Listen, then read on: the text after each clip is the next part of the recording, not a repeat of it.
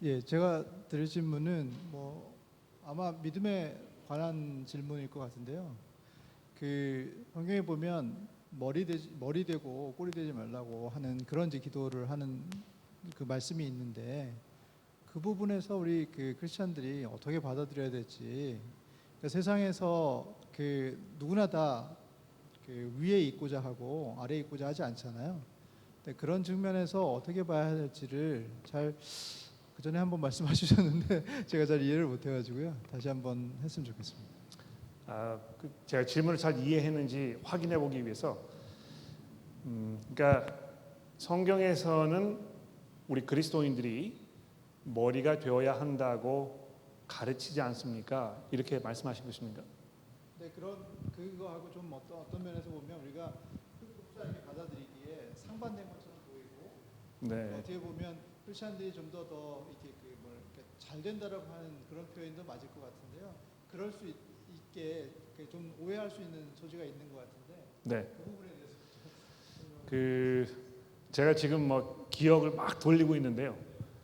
성경에서 우리 그리스도인들에게 머리가 되어야 한다고 이렇게 말씀하는 부분이 있는지,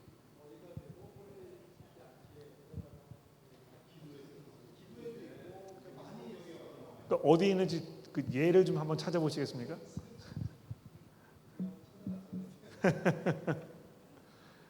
그러면 그 찾으시는 동안에 제가 그 처음 두 가지 질문부터 먼저 다뤄보도록 그렇게 하겠습니다. 잠시 기도하고 시작하도록 하죠. 하나님 아버지, 감사합니다. 저희가 정말 든든한 믿음 가운데 하나님을 온전하게 알며 또 우리의 삶을 주를 기쁘시게 하는 그런 모습으로 살아가기를 원합니다. 저희가 가지고 있는 여러 가지 궁금점들과 또 해결해야 할 문제들을 오늘 이 시간 다뤄보려고 하오니 주의 성령께서 저희들 모두를 지켜주시고 말하는 사람들이나 듣는 모든 분들이 하나님의 은혜 가운데 주의 말씀에 서도록 도와주시기를 예수 그리스도의 이름으로 간절히 기도합니다. 아멘. 신명기 28장. 알겠습니다. 제가 그러면 세 번째 문제를 다룰 때 그 구절을 좀 말씀해 주시면 그때 제가 살펴보도록 그렇게 하겠습니다. 자, 믿음이 잘 자라지 않습니다. 이렇게 고백하신 분의 이야기를 조금 생각해 보도록 합시다. 실제로 신앙생활을 하다 보면 교회를 굉장히 오랫동안 다니셨는데도 삶의 변화가 많이 없거나 또 조금만 어려운 일이 생기게 되면 금방 방황하고 또 그 교회를 떠나려고 생각하시는 이런 분들 우리가 종종 보게 되는 것입니다. 그래서 왜 이럴까? 왜 이 믿음이 이렇게 견고하지 아니하고 바람이 부는 대로 이렇게 방황하는 것일까? 이런 고민을 이제 많이 하시는 그런 부분에 안타까운 그런 하소연이 아닌가 이제 이렇게 생각을 합니다. 예수님께서도 이런 상황에 대하여 우리에게 먼저 말씀하지 않으셨습니까? 여러분 씨 뿌리는 자의 비유 생각나시죠? 잠깐 좀 한번 살펴봤으면 좋겠는데요. 마가복음 4장의 말씀을 저랑 잠깐 좀 살펴보도록 하겠습니다. 마가복음 4장입니다. 마가복음 4장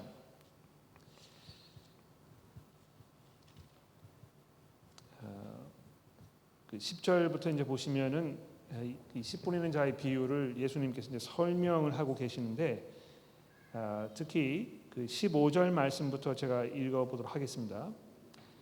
말씀이 길가에 부러졌다는 것은 이들을 가리킴이니 곧 말씀을 들었을 때 사탄이 즉시 와서 그들에게 뿌려진 말씀을 빼앗는 것이요 또 이와 같이 돌밭에 부러졌다는 것은 이들을 가리킴이니 곧 말씀을 들을 때에 즉시 기쁨으로 받으나 그 속에 뿌리가 없어 잠깐 견디다가 말씀으로 인하여 환난이나 박해가 일어나는 때에는 곧 넘어지는 자요 또 어떤 이는 가시떨기에 뿌려진 자니 이들은 말씀을 듣기는 하되 세상의 염려와 재물의 유혹과 기타 욕심이 들어와 말씀을 막아 결실을 못하게 되는 자요.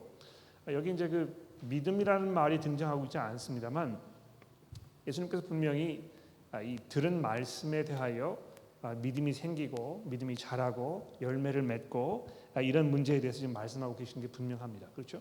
근데 여기 주목할 것은 믿음이 자라지 못하도록 방해하는 것들이 이제 분명히 있다는 것입니다. 그렇죠? 첫 번째로 무엇입니까? 이 사탄이 와서 그 들은 말씀을 곧바로 빼앗아 가가지고 그 말씀이 삶 속에 결실하지 못하도록 이렇게 한다는 것이죠. 그러니까 믿음이 왜 자라지 않는 것입니까? 글쎄요.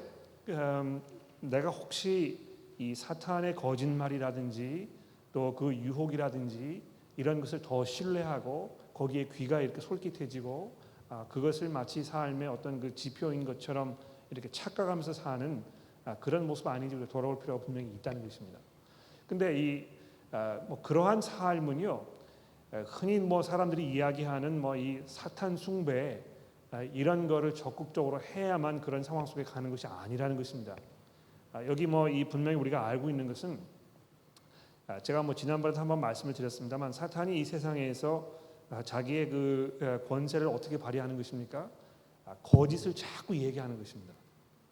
그래서 마치 에덴 동산에서 아담과 하와에게 거짓말로 그들을 유혹했던 것처럼 우리 이 성도들의 삶 속에서도 계속해서 하나님의 말씀을 신뢰하지 말도록 오히려 이 세상의 기준과 판단을 더 의지하면서 살아가도록 자꾸 우리에게 이 사실이 아닌 것을 우리에게 얘기해 주는 것이죠. 그래서 여기 이제 뭐 좀 내려가서 보시게 되면 세상의 염려와 재물의 유혹과 기타 욕심이 들어와 말씀을 막아 결실을 못하게 한다 이렇게 세 번째 말씀하셨는데 아마 이것이 그 사탄의 어떤 그 방법인 것 같아요. 우리가 이 하나님의 말씀을 신뢰하기보다는 이 세상의 어떤 그 재물의 힘이라든지 명예의 어떤 그 뭐 권력이라든지 이런 걸 더 의지하게 만드는 이런 생각 속에 빠지게 되어서 우리로 하여금 믿음이 자라지 못하도록 방해하는 그런 요소가 분명히 있다는 것입니다. 뭐 그것과 더 덧붙여서 이 사탄이 우리에게 주는 그런 거짓을 덥석 우리가 물어버렸기 때문에 지금 여기 본문 말씀이 이야기하고 있는 것처럼 세상의 염려나 재물의 유혹이나 기타 욕심이 들어와 말씀을 잘하지 못하게 하는 이런 경우는 아닌지 우리가 생각해 볼 필요가 있습니다. 그러니까 제가 목회를 하면서 이렇게 보니까는요, 믿음이 잘 자라지 않는 경우에 그분이 그 삶 속에서 분명히 무엇인가 하나님의 말씀에 순종하지 않는 것이 있는 경우가 상당히 많습니다. 그러니까 제가 뭐 설교 시간에도 아까 말씀드렸습니다만 오늘 아침에 이제 이렇게 서로 이야기를 했던 그 형제가 저한테 이제 그렇게 얘기하는 거예요. 내 이 크리스천 라이프가 별로 그렇게 만족스럽지 못하고 행복하지 못하고 열매가 없는 것 같다.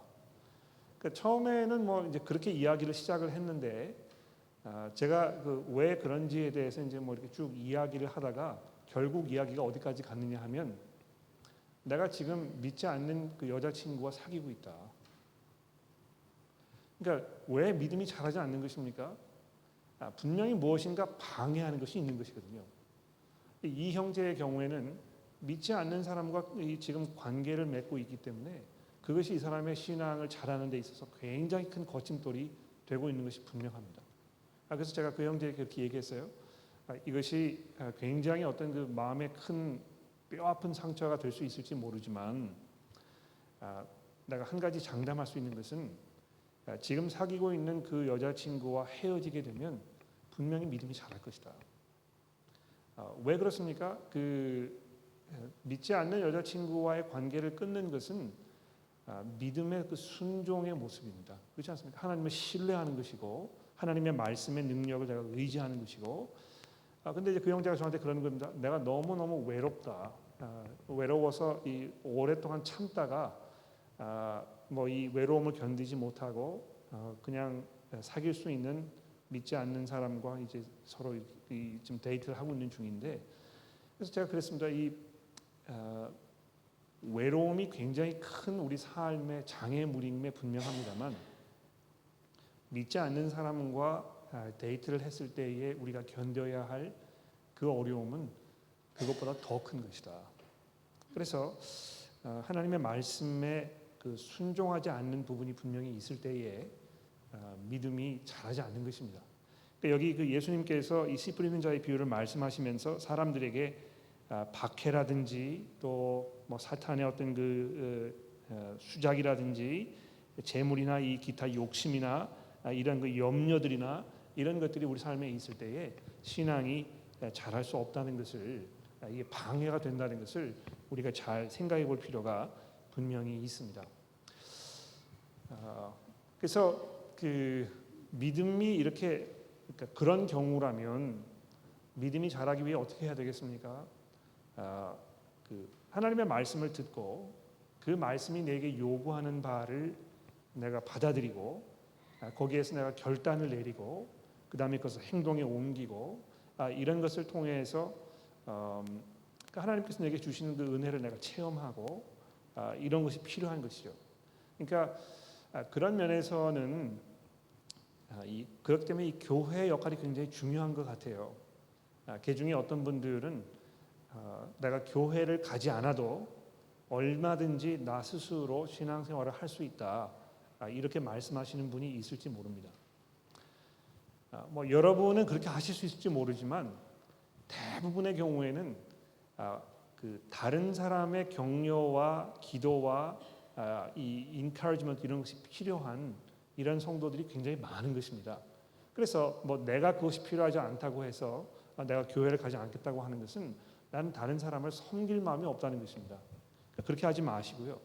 이 교회라는 공동체 안에서 내 격려가 필요한, 특히 이 죄의 회개가 필요한 사람들이 있을 때에 그 사람에게 그런 사실을 이야기해주고 또 위에서 기도해주고 격려해주고 그 사람의 그런 그 고통과 아픔을 서로 나누어주고 이렇게 하는 어떤 그 공동체로서의 이 신앙생활이 믿음을 자라게 하는 데 있어서 우리에게 주신 하나님의 큰 은혜라고 제가 생각을 합니다. 두 번째로 말씀을 드리고 싶은 것은 이 데살로니가 전후서가 이제 이 믿음에 관해서 굉장히 많은 걸 우리에게 말씀해주고 있습니다. 그 데살로니가 전서의 말씀을 잠깐 좀 볼까요? 데살로니가 전서 3장 10절 말씀을 조금 살펴보도록 하겠습니다. 데살로니가 전서 3장 10절입니다.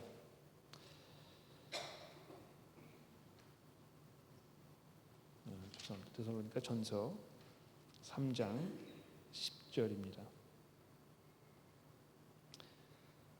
제가 6절 말씀부터 죄송합니다. 5절 말씀부터 제가 읽도록 하죠. 데살로니가 전서 3장 5절입니다.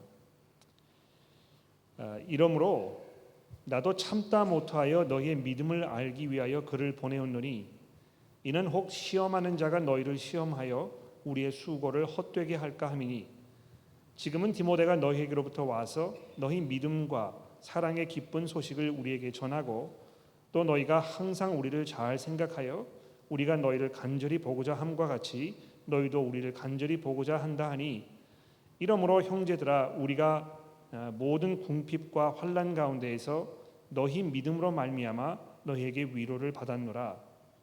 그러므로 너희가 주 안에서 굳게 선즉 우리가 이제 살리라. 우리 하나님 앞에서 너희로 말미암아 모든 기쁨으로 기뻐하니 너희를 위하여 능히 어떠한 감사로 하나님께 보답할까? 주야로 심히 간구함은 너희 얼굴을 보고 너희 믿음이 부족한 것을 보충하게 하려 함이라. 자, 여기 보시면 이 데살로니가 교회 성도들을 향한 사도 바울의 이 간절한 마음 이런 것이 구구절절 우리에게 설명이 되고 있습니다. 그러니까 이 교회를 데살로니가에 개척을 하고 지금 사도 바울이 다른 데서 사역을 하고 있는데 이 교회가 지금 말씀 아래 잘 서 있는지 혹시 뭐 이 어떤 그 사탄의 유혹이라든지 이런 것으로 인해서 이 교회가 와해되지는 않았는지 거기에 있는 성도들이 이 믿음을 떠나지는 않았는지 이런 것에 대한 그 염려가 있었던 것입니다. 그렇죠? 그래서 내가 참지 못해가지고 어떤 그 염려 때문에 이 걱정되고 있는 상태에 있었는데 너무 걱정이 많아서 내가 참지를 못해가지고 어떻게 했습니까? 너희 믿음을 알기 위하여 디모데를 내가 너에게 보냈다는 것입니다. 그 디모데가 가서 이 데살로니가 교회 성도들의 어떤 그 모습이라든지 그 신앙생활이라든지 믿음의 척도라든지 이런 거를 다 목격하고 그 뉴스를 지금 이 바울 사도에게 가지고 왔더니 사도 바울이 그 데살로니가 교회 성도들의 이 믿음의 분량을 보고 지금 하나님께 감격하면서 찬송하며 또 이들에게 편지를 이렇게 하고 있는데요. 여기 이제 주목할 것은 뭐냐하면 3장 10절의 말씀인데요. 주야로 심히 간구함은 너희 얼굴을 보고 너희 믿음이 부족한 것을 내가 보충하게 하려 함이라. 그러니까 사도 바울이 이렇게 보았을 때 데살로니가 교회 성도들이 더 필요한 게 분명히 있었습니다. 믿음의 문제에 있어서 뭐 지식이 부족했든지 또는 어떤 그 삶의 본이 좀 뭐 부족했든지 어떤 특별한 이 삶의 이슈에서 이 방향 제시가 잘 이루어지지 않았든지 뭐 여러 가지 이슈가 있을 수 있을 것 같아요. 하여튼 그런데 그런 거를 내가 가지고 너희 믿음의 그 부족한 부분을 내가 보충해주고 싶다. 이렇게 말씀하는 그 부분이라는 것입니다. 그러니까 이 중요한 거는 뭐냐하면 그 하나님의 말씀이 그 말씀의 사역자들의 사역을 통하여 성도들의 이 삶 가운데 전해지고 그것이 그 듣는 사람들의 믿음을 보충하여 주고 자라게 하여 준다는 것입니다. 그러니까 이거는 뭐 그 어떤 그 사역자의 역할을 지금 제가 강조하기 위해서 하는 것이기보다는 이 사역자들의 사역을 통해서 전달되는 그 하나님의 말씀이 지금 여기 언급되고 있는 것입니다. 그렇죠? 그래서 여러분의 그 믿음이 부족합니까? 뭐 이 모자라는 부분이 분명히 있습니까? 제가 가서 그것을 보충해 주기를 원하는데요. 사도 바울이 가서 어떻게 그 사람들의 믿음을 보충해 주겠습니까? 이 말씀을 가르치고 또 이 성경이 우리에게 제시하는 어떤 그 삶의 모습을 실로 보여주고 이렇게 하는 그 사역을 통해서 믿음이 자랄 수 있게 된다는 것이죠. 그래서 이건 이제 뭐 제가 처음에 드린 말과 약간 중복되는 부분이 있습니다만 믿음이 자라는 데 있어서 주변에 그 좋은 그 영향력을 발휘할 수 있는 그런 형제 자매들을 두고 있는 것이 굉장히 중요합니다. 그렇죠? 하나님의 말씀이 그분들의 사역을 통하여 여러분들에게 전달될 수 있거든요. 또 전달되거든요. 그래서 이 교회 안에서 특히 사도 바울이 이제 이 목회서신서를 통해서 무슨 말씀을 계속하고 있습니까? 너희 가운데 내가 전해준 그 삶의 모습으로 살아가고 있는 사람들을 주목하여 보라. 그들이 어떻게 살고 있는지, 그들이 어떤 식으로 삶의 중요한 문제들을 결정을 내리고 어떻게 가정생활을 하고 있고 직장을 어떻게 다니고 있고 교회에 와서 어떻게 섬기고 있는지 그 사람들의 그러한 모습을 봐라. 그들이 이 삶의 어려운 부분을 어떻게 이겨내고 있는지 이런 것들을 우리가 잘 보는 것을 통해서 이렇게 하는 것이 그리스도인의 삶을 사는 것이구나. 이걸 알게 되고 그걸 배우게 되고 그래서 실천에 옮길 수 있게 된다는 것이죠. 그러므로 믿음이 자라기 위해서 또 무엇이 필요하겠습니까? 좋은 본을 잘 보고 그런 분들이 있는 곳에 내가 이 몸을 담고 또 그런 과정을 통해서 내가 보고 성장할수록 또 내가 다른 사람들에게 이 격려가 되고 이렇게 하는 어떤 그 유기적인 관계가 굉장히 중요하다는 것입니다. 그러니까 죄송합니다. 이거는 뭐 제가 여러분들에게 교회에서 하는 프로그램에 열심히 참여하라고 이렇게 드리는 말씀이 아니고요. 여러분들이 믿음이 자라기 위해서는 스스로에게 믿음이 자랄 수 있는 환경 속에 나를 두는 그 기회를 자꾸 주어야 하는 것입니다. 그러니까 뭐 이 성경도 잘 읽지 아니하고 교회에도 잘 참석하지 아니하고 또 뭐 이 교회에서 성경을 더 이렇게 같이 얘기하고 생각할 수 있는 기회가 많이 있는데 거기에 뭐 참여하지 않고 이러면서 내가 왜 믿음이 자라지 않을까 이렇게 고민하는 것은 굉장히 우스운 일인 것 같아요. 그렇지 않습니까? 그래서 그런 기회를 스스로 포기하지 마시고 이 기회가 있을 때 참여해서 잘 듣고 생각해보고 또 주변에 있는 형제 자매들과 그 문제에 대하여 서로 얘기하고 기도하고 이런 것이 굉장히 중요하다는 것입니다. 한 군데만 더 보여드리도록 하죠. 뒤로 넘어가셔서요. 데살로니가 후서를 잠깐 보시겠습니까? 데살로니가 후서 3장 죄송합니다. 데살로니가 후서 1장 3절 말씀입니다. 1절 3절 1장 3절 형제들아 우리가 너희를 위하여 항상 하나님께 감사할지니 이것이 당연함은 너희의 믿음이 더욱 자라고 너희가 각기 서로 사랑함이 풍성함이니 그러므로 너희가 견디고 있는 모든 박해와 환난 중에서 너희 인내와 믿음으로 말미암아 하나님의 여러 교회에서 우리가 친히 자랑하노라. 여기 지금 데살로니가 교회 성도들의 믿음과 사랑과 이런 그 모습들이 막 자라고 있는 이런 그 상황을 사도 바울이 설명을 하고 있는데요. 여기 중요한 건 무엇입니까? 믿음이 이렇게 자라고 있기 때문에 사도 바울이 하나님께 지금 감사하고 있다는 것입니다. 그렇죠? 그러니까 즉 다시 말해서 믿음이 자라게 하시는 그 분은 궁극적으로 하나님 그분이시라는 것입니다. 그렇죠? 그래서 믿음이 잘 자라지 않습니까? 내가 뭐 같은 제자리를 지금 맴돌고 있습니까? 어떻게 해야 되겠습니까? 그러면 하나님께 기도해야 되겠죠. 그렇죠?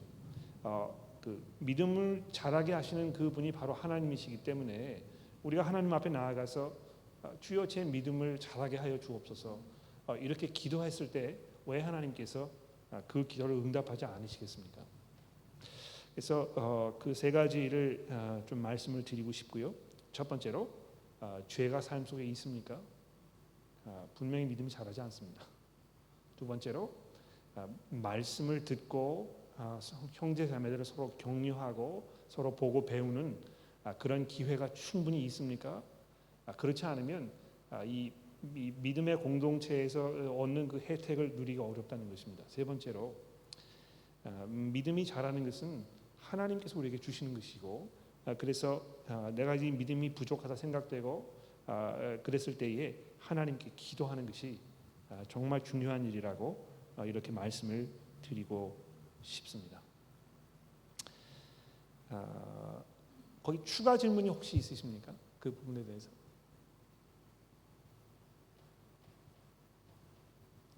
질문하신 분이 오늘 이 자리에 참석 못하셨는데요. 질문만 하시고 아마 비디오로 보시려고 그러신 것 같아요. 그렇죠? 좋습니다. 그럼 두 번째 문제를 조금 생각을 해보겠는데 이 육신의 질병으로 어려움을 당하고 있는 이런 그 분들이 그런 경험이 있으시면 누구나 아마 이런 질문을 한 번 정도 해보지 않았을까 생각합니다. 믿음이 있으면 내 질병이 꼭 나을 수 있습니까?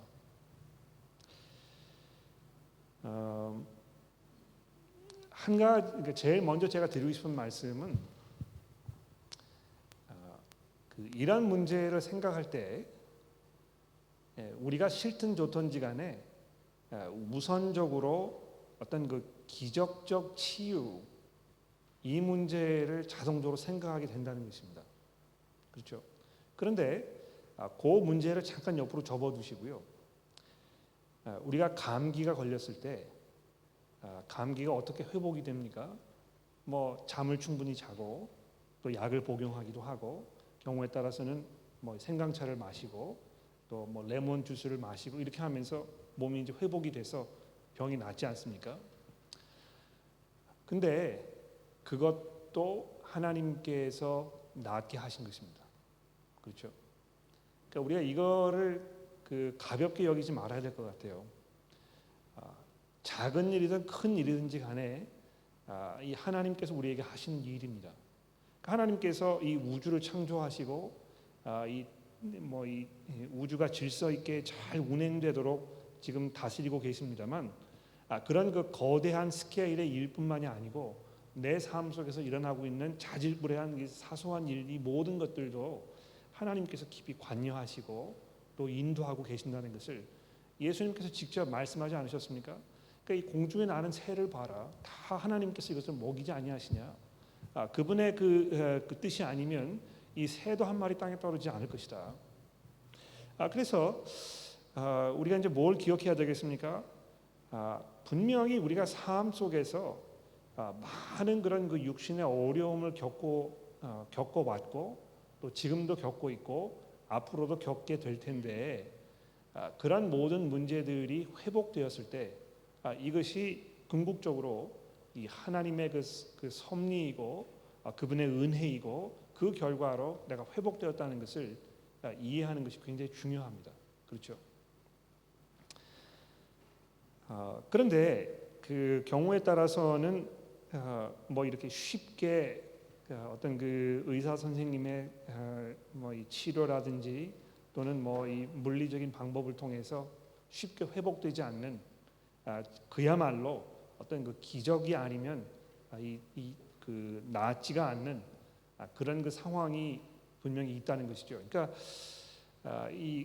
그런 그 육신의 상황이 굉장히 오랫동안 지속되었을 때 또는 의사 선생님으로 하여금 이제는 더 이상 뭐 손을 쓸 수가 없습니다. 이런 이야기를 들었을 때 이럴 때 이제 우리가 그 하나님께 더 간절히 매달리고 또 기도하게 되는 것 같아요.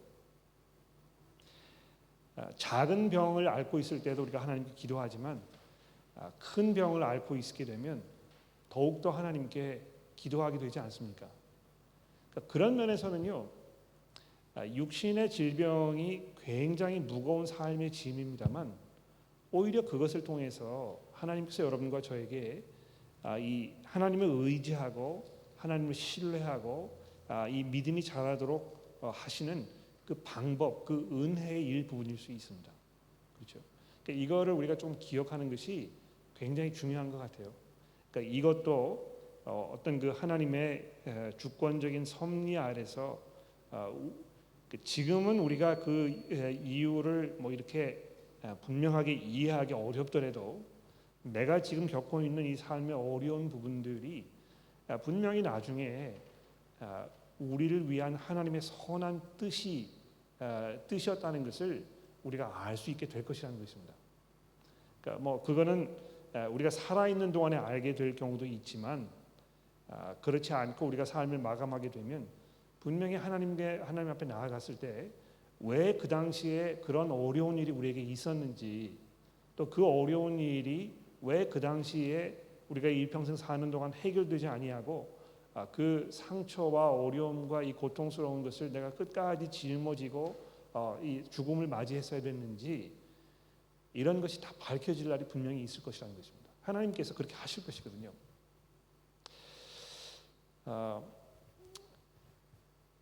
이건 뭐 이제 결론부터 말씀을 드리면 믿음이 있다고 해서 내가 지금 앓고 있는 이 질병이 꼭 회복되지는 않습니다. 아마 그랬다면 이 세상에 죽음이 더 이상 필요하지 않겠죠. 그렇죠? 그러니까 많은 그리스도인들도 이 좋은 믿음을 가지고 있었지만 이 질병을 피할 수가 없었고 죽음을 맛보게 되었던 그런 사람들이 얼마나 많습니까? 이 사도 바울도 그렇게 얘기했잖아요. 여러분 기억나십니까? 고린도후서 12장인가요? 여기에서 자기의 그 경험을 얘기하면서 내가 이 육신의 가시가 내게 있었는데 이것을 가져가 달라고 내가 하나님께 이 3번이나 기도했지만 하나님께서 내 은혜가 내게 족하다. 그래서 이 뭐 거두가지 아니하시고 그냥 내버려 두었던 이런 경우를 우리에게 말씀하고 있는데요. 그러니까 이 육신의 질병이 있어가지고 이것이 정말 고통스럽고 어려운 가운데 있을 때에 하나님께 이것을 거두어가 달라고 기도하는 것은 당연하고 마땅하고 그 옳고 경건한 그 신앙생활의 모습임에 분명합니다만 그런과 동시에 우리가 기억해야 될 것은 이런 것들이 역시 우리를 향한 하나님의 그 은혜의 방편일 수 있다는 것을 우리가 간과하지 말아야 한다는 것입니다. 그렇죠? 그러나 한 가지 분명히 말씀을 드릴 수 있는 것은 오늘 뭐 설교 시간에도 제가 좀 말씀을 드렸지만 예수께서 이 땅에 오셔서 그 하나님께서 약속하셨던 그 나라가 완성되었을 때 그때에는 분명히 이 모든 것들이 해결될 것입니다. 그러니까 우리가 이제 그 종말 기독교 신학에서 종말론이라고 얘기하는데 이 성경이 가지고 있는 종말론이 무엇입니까? 우리가 지금 말세를 살고 있는데요. 이 말세를 살고 있는 동안에는 하나님의 그 나라와 이 세상이 지금 공존하는 시대를 살고 있는 것입니다. 그렇죠? 그러니까 예수 그리스도께서 이 땅에 오셔서 공생애를 시작하시고 죽으셨다가 부활하심으로 말미암아 이제 하나님의 그 새로운 시대가 이미 시작이 된 것입니다. 그러니까 여러분과 제가 그 하나님 나라의 이 영적인 그 은혜들을 다 지금 만끽하고 있는 게 분명합니다. 그렇죠? 우리가 거듭났고 죄의 용서를 받았고 하나님을 아버지로 부르게 되고 영원한 그 하나님 나라에 대한 소망 가운데 살고 우리가 비록 이 땅에서 어려움을 겪더라도 그 하나님의 전권적인 주권으로 우리를 다스리고 보호하시는 이 안전한 상황 속에 우리가 있다는 이것은 이 하나님의 영원하신 나라의 그 은혜를 이미 우리가 경험하고 있는 것입니다. 그러나 동시에 피할 수 없는 이 세상의 이 망가진 세상의 그 잔재들이 아직도 우리 삶 속에 남아 있다는 것, 이것을 우리가 기억하고 그런 것이 하나님의 나라가 이 땅에 완성되기 이전까지는 완전하게 해결되지 않을 것이라는 것, 이것을 우리가 받아들이고 이해하는 것이 굉장히 중요하다고 이렇게 말씀을 드리고 싶습니다. 여기에 또 추가 질문이 혹시 있으십니까? 네, 마이크를 좀 사용해 주시겠어요? 이거를 쓰시죠. 됐습니다. 그러면 그 이제 질병도 뭐 여러 가지 질병이 있겠지만 약한 것도 있고 아주 그 중하다고 표현하기 힘든데, 그러니까 우리가 일반적으로 생각하기에 정말 뭐 이 질병에 걸려서 죽을 수밖에 없다라고 했을 때 우리는 어떻게 기도해야 될까요? 그분도 위로도 해야 되겠지만 또 하나님께 기도한 것도 어떻게 기도해야 될까가 좀. 네.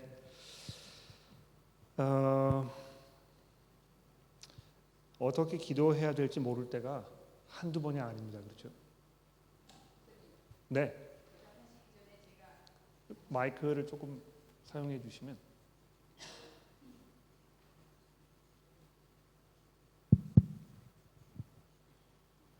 지난 주에 저희 가족끼리 얘기하는 가운데 이거하고 굉장히 유사한 이야기가 있었어요.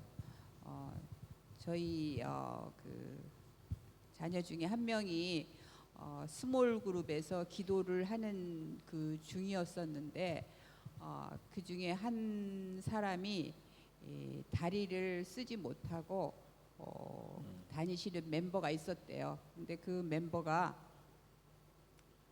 그 스몰 그룹 기도 중에 자기가 일어나서 걷고 싶다는 얘기를 했대요. 그러니까 굉장히 놀랬죠. 그 그룹 멤버들이. 그러니까 기도를 하는 중에 그룹 리더가 기도를 하는 중에 이제 너무 열심히 기도를 하면서 막 울면서 하나님 이분의 다리를 고쳐서 일어나게 해주십시오. 그러고 막 울면서 이제 기도를 했는데 저희 그 애가 만약에 그런데 그 다리가 그렇게 금방 고쳐줄 수 있는 게 아니잖아요. 그래서 이 기도가 너무 그 사람한테 미치는 영향을 생각하면 자기가 너무 기도 중엔 너무 글쎄 이렇게 기도를 우리가 해야 되지만 지금 하시는 얘기랑 비슷해요. 고쳐질 수 없는 질병을 놓고 하나님한테 어떻게 기도를 해야 될까 하는 그 문제인 것 같은데 그래서 그 리더가 이제 오랫동안 울면서 한 기도가 지나서 자기한테 기도가 왔을 때 그분이 혹시라도 그거를 듣고 상처를 받을까봐 혹시 안 일어나지면 그래서 그것도 하나님의 그 복음을 정확하게 전하는 것이 아닌 것 같아서 우선 그 우리들의 죄를 하나님 용서해 주시고 회개의 기도를 하면서 하나님의 뜻이 무엇인지 저희가 바로 잘 알게 해달라는 그런 기도를 했다. 그래서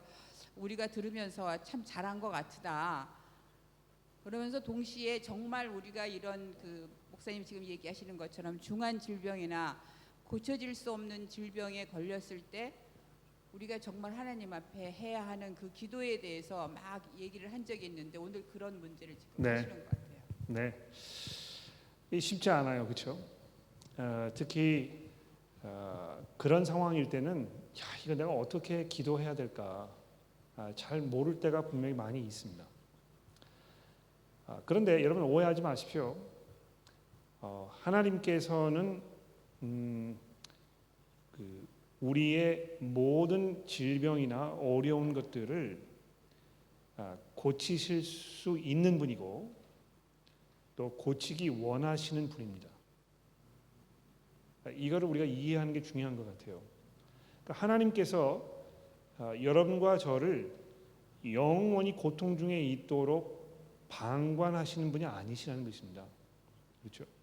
어느 시점에선가 이 세상의 모든 고통과 아픔의 종지부를 찍으시기로 작정을 하시고 계획을 세워 놓으셨고 지금 그 순간을 향하여 이 온 세계가 지금 전진하고 있는 것입니다. 어느 날 분명히 그 날이 올 것입니다.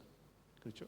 그러므로 우리가 그것을 기억하면서 하나님 앞에 그 날이 오도록 또 그 하나님의 약속이 지금 내 삶 속에 실현되도록 기도하는 것은 너무 당연하고 너무 마땅한 일임에 분명합니다. 그러니까 이게 뭐 불치의 병이든지 뭐 하찮은 병이든지 무엇이든지 간에 하나님 내가 지금 이런 어려움 가운데 있습니다. 하나님께서 그런 뜻이 계시다면 저로 하여금 이 육신의 고통에서 벗어날 수 있도록 저를 치유해 주시든지 저를 데려가시든지 이렇게 해달라고 기도하는 거 너무 당연한 일일 것입니다. 그렇죠? 그러니까 야 이거 뭐 불치의 병이 걸렸다는데 이제는 뭐 기도해도 소용이 없다. 이렇게 하는 것은 무엇인가 믿음에 좀 오해가 있으신 것 같아요. 그렇지 않습니다. 그래서 뭐 의사 선생님께서 소망이 없다고 이야기를 해도 우리가 하나님 앞에 그러나 하나님께서 그럼에도 불구하고 우리를 고치실 수 있는 분이라는 걸 내가 믿습니다. 이것이 하나님의 뜻이라면 지금 이 상황에서 일어날 수 있도록 도와주옵소서. 그러니까 우리가 진정으로 믿음으로 그것을 기도할 수 있습니다. 그러니까 특히 제가 지난번 그것이 알고 싶다 시간에도 좀 말씀을 드렸습니다만 이 야고보서 이제 마지막 부분에 보게 되면 야고보 사도가 교회 안에서 질병을 앓고 있는 사람이 있을 때에 교회 장로를 불러다가 안수하고 그 사람 위해 기도하라 이제 이렇게 돼 있는 부분이 있는데 그 상황이 이제 굉장히 좀 특별한 상황이죠. 왜냐하면 그 교회 안에 분명히 그 많은 어떤 죄악들이 있었던 게 분명해요. 그리고 그런 상황에서 특별한 사람들이 그 특별한 죄로 인해서 지금 어려움을 겪고 있는 경우가 성경에 비일비재하다는 것입니다. 그런 상황이었을 때 그 사람이 자기 죄를 자복하고 하나님께 용서를 구하고 이렇게 하면 지금 자기가 앓고 있는 그 병이 나을 수 있다는 것입니다. 왜냐하면 지금 그 순간에 그 병은 그 사람에 대한 하나님의 특별한 어떤 그 심판의 조치이기 때문에 그렇다는 것이죠. 그래서 회개를 통해서 죄를 자복하고 하나님의 용서를 구했을 때 병이 낫게 될 수가 분명히 있습니다. 그러니까 실제로 우리가 뭐 삶 속에서 그런 경험을 많이 하잖아요. 신앙 간증하시는 분들 이야기를 들어보면 의사 선생님들이 도저히 가망이 없다고 얘기를 했는데도 불구하고 뭐 이 병이 낫는 이런 경우를 우리가 종종 보게 되는데 우리가 그걸 부인하지 말아야 될 것 같아요. 왜냐하면 성경이 그걸 약속하고 있으니까. 그러나 모든 상황이 그렇지는 않다는 것입니다. 그렇죠? 그래서 어떤 경우에는 뭐 이 특별한 어떤 그 죄의 문제 때문에 내가 지금 이런 거 어려움을 겪는 것이 아니고 이 세상에 살기 때문에 피할 수 없는 모든 사람들이 겪어야 할 어떤 지나가는 이 현세의 피할 수 없는 그 결과들을 우리가 경험하게 되는 것이고 그런 면에서는 아마 뭐 이 부활의 새로운 몸을 하나님께서 우리에게 주시기 위하여 우리가 이 육신의 죽음을 맞이도록 우리를 인도하시는 것이 분명하다는 것입니다. 그렇죠? 그래서 정말 이 불치의 병을 앓고 있는 사람이 있을 때에 우리가 그 사람에게 이제 뭐라고 기도해야 되겠? 그 사람을 위해서 뭐라 기도해야 되겠습니까? 하나님 낫게 해주십시오. 그러나 이것이 하나님의 뜻이 아니라면 속히 이 사람을 이 육신의 질병에서 고통에서 풀어주십시오. 속히 데려가 달라는 말입니다. 그렇죠? 그리고 세 번째로 그러나 그 때가 언제인지 우리가 알 수 없기 때문에 이 형제나 이 자매가 이 육신의 질병으로 고통받고 어려운 가운데 있을 때에 믿음으로 잘 인내하도록 소망 중에 살도록 도와달라고. 그래서 우리 주변에 있는 형제 자매들이 정말 사랑으로 이 사람을 잘 돌아볼 수 있도록 도와달라고 우리가 기도하는 것이 정말 중요한 것 같습니다. 그 세 번째 질문이 있으셨는데요. 성경부터 찾으셨습니까? 신명기서 28장 13절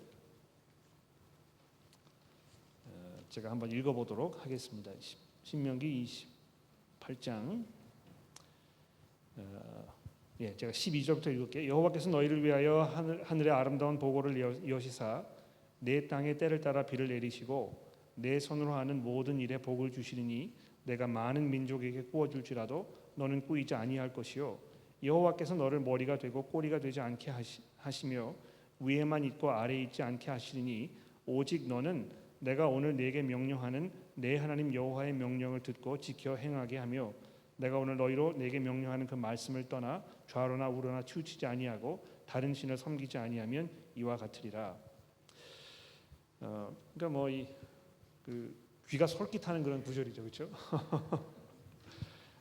특히 우리 그 손주를 드신 할아버지 할머님들께서 손주들 위해서 기도할 때 아마 잘 인용하시는 그런 성경 구절이 아닌가 이렇게 생각을 합니다. 그 문제를 다루기 이전에 우리가 성경을 읽는 그 방법에 대해서 조금 미리 말씀을 드려야 될 것 같아요. 그렇죠? 그러니까 성경이 이제 신약 말씀과 구약 말씀으로 되어 있는데 구약 말씀에 보면 우리가 더 이상 우리 그리스도인들의 삶 속에 적용하지 말아야 한다거나 적용될 수 없다고 생각하는 그런 구절들이 분명히 있습니다. 그렇죠? 왜 그러냐 하면 그것이 예수 그리스도의 복음을 통하여 이미 성취되었기 때문에 더 이상 그것이 직접적으로 우리에게 이렇게 어떤 의미를 가지고 있지 않은 그런 구절들이 많이 있다는 것입니다. 가장 대표적인 예로 이 레위기라든지 민수기라든지 이런 데서 이야기하고 있는 어떤 그 제사 제도, 그렇죠?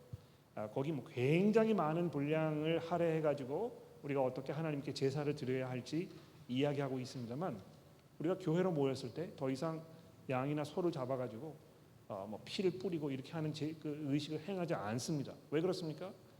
예수 그리스도 안에서 완성되었기 때문에 그런 것이죠.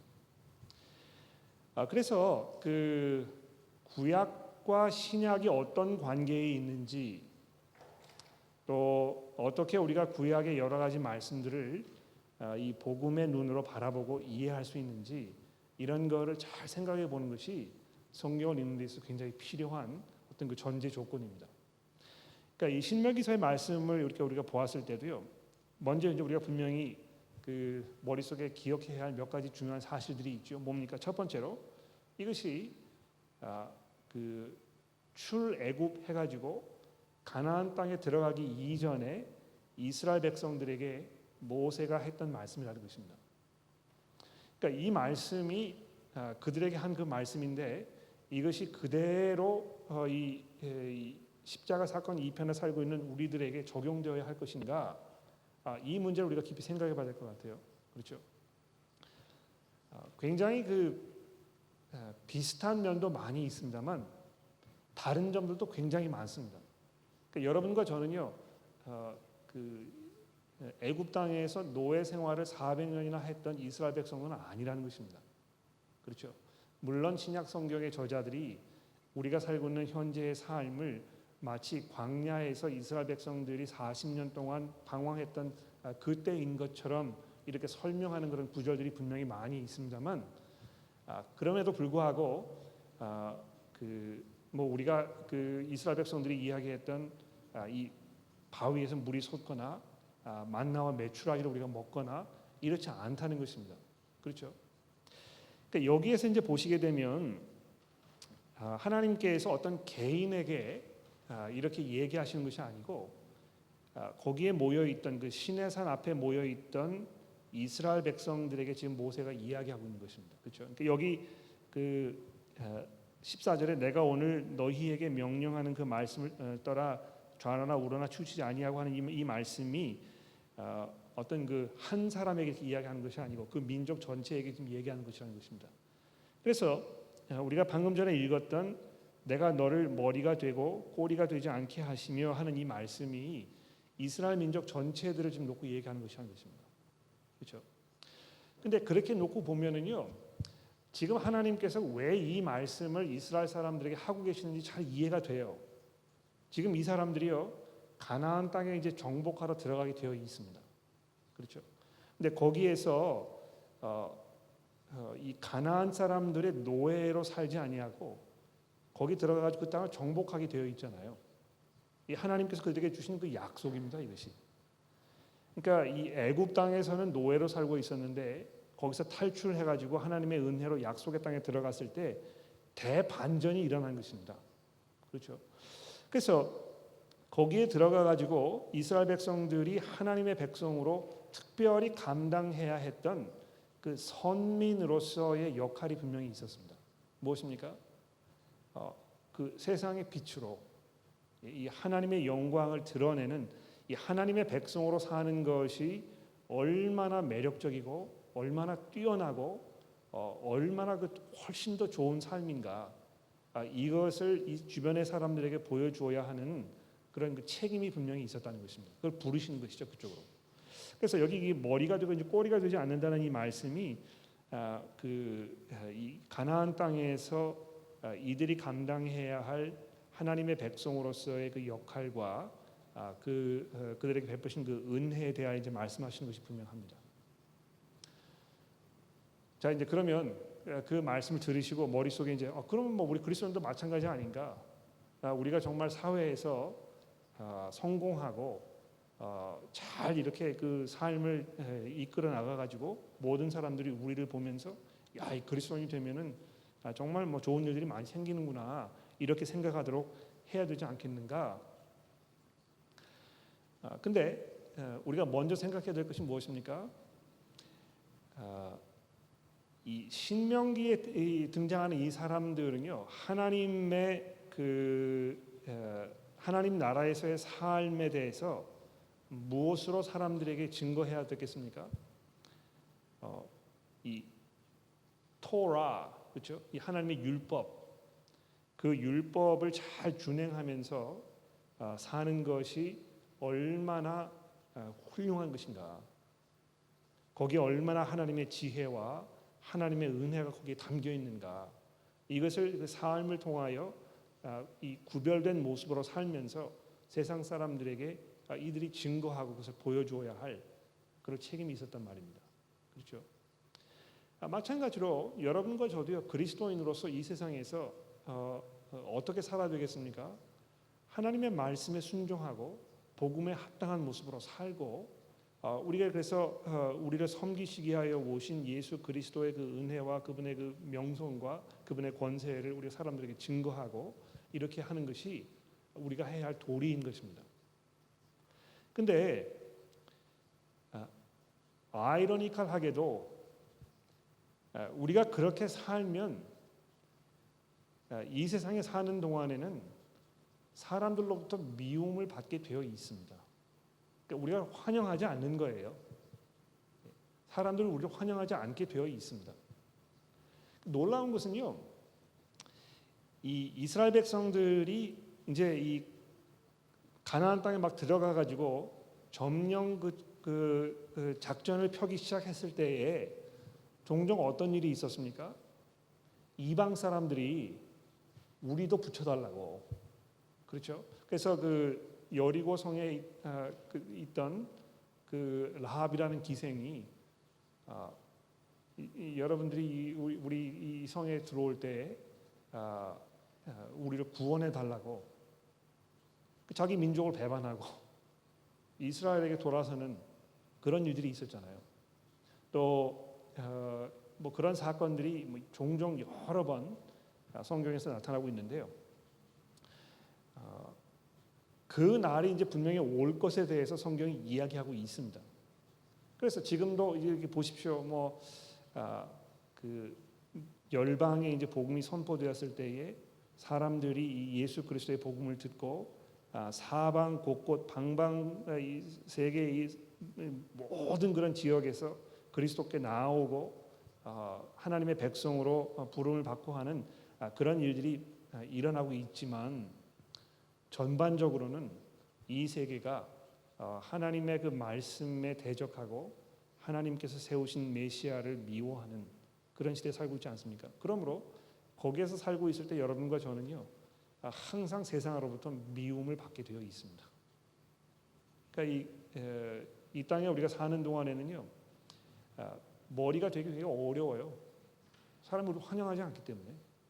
그래서 예수님께서도 인자가 이 땅에서 머리 둘 곳이 없다 그렇게 말씀하셨잖아요. 그러니까 우리가 해야 할 일은 그리스도인으로 거룩하게 구별된 삶을 살면서 이 복음의 그 영광스러운 그 모습을 우리가 사람들에게 보여줄 그런 책임과 의무가 분명히 있습니다. 그리고 그렇게 사는 것이 최상의 삶이고 뭐 흔히 우리가 이야기하는 대로 그것이 정말 머리가 되는 삶일 것입니다. 그렇죠? 왜냐하면 그 방법밖에 이 세상에 살 방법이 없기 때문에. 그러나 사람들이 그것을 그렇게 바라보지 않고 우리를 핍박하게 되어 있고 그래서 우리가 뭐 여기서 성공하고 사람들의 환영을 받고 이렇게 하는 것을 기대하기 굉장히 어렵다는 것입니다.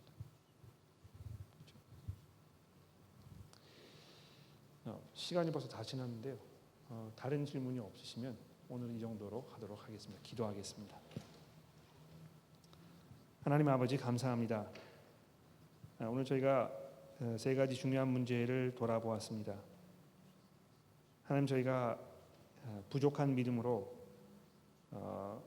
끝까지 방황하면서 나약한 모습으로 살지 않고 날마다 변화되며 또 하나님께 가까이 나아가는 그리스도의 그 장성한 분량으로 이르는 그런 모습으로 살기를 원합니다.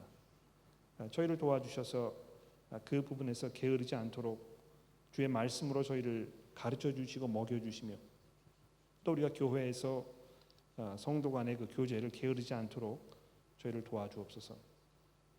하나님 저희 가운데 육신의 질병으로 고생하고 있는 많은 형제 자매들이 있습니다.